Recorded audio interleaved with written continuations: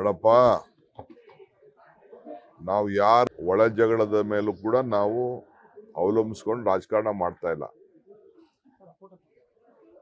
ನಮ್ಮ ರಾಜಕಾರಣ ಏನಿದ್ರು ಜನರ ಏನ್ ನಮ್ ಮೇಲೆ ನಂಬಿಕೆ ಇಟ್ಟಿದ್ದಾರೆ ಅದನ್ನ ಉಳಿಸ್ಕೊಂಡು ಕೆಲಸ ಮಾಡ್ಕೊಂಡು ಹೋಗುವಂಥದ್ದು. ಅವರ ಒಳ ಜಗಳಗಳನ್ನ ಮುಚ್ಕೊಳ್ಳಿಕ್ಕೆ ಅವರು ಆಗಾಗ ಬಹಳ ಕೆಲವು ವಿಚಾರಗಳನ್ನ ನಮ್ಮ ಸರ್ಕಾರದ ಮೇಲೆ ಪ್ರಯೋಗ ಮಾಡ್ತಾ ಇದ್ದಾರೆ.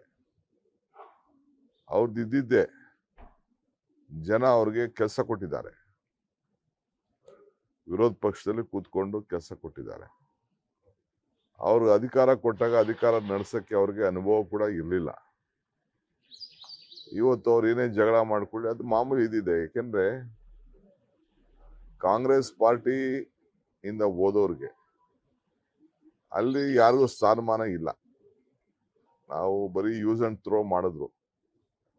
ಇದು ಎಲ್ಲರೂ ಜನಕ್ಕೆ ಗೊತ್ತಾಗ್ತಾ ಇದೆ. ಒಂದೊಂದೇ ಬೇಕಾದಷ್ಟು ಹೆಸರುಗಳೆಲ್ಲ ಇದೆ. ನಾನೆಲ್ಲ ಯಾರ ಹೆಸರು ನಾನು ತೆಗೆದುಕೊಳ್ಳಕ್ಕೆ ಹೋಗ್ಲಿಕ್ಕೆ ನಾನು ತಯಾರಿಲ್ಲ. ಪೊಲಿಟಿಕಲ್ ಮೊದಲಿಂದ ಕೂಡ ಒಂದು ಐಡಿಯಾಲಜಿಲಿ ಒಂದು ವಾತಾವರಣದಲ್ಲಿ ರಾಜಕೀಯದಲ್ಲಿ ಬೆಳ್ಕೊಂಡಿರ್ತಾರೆ.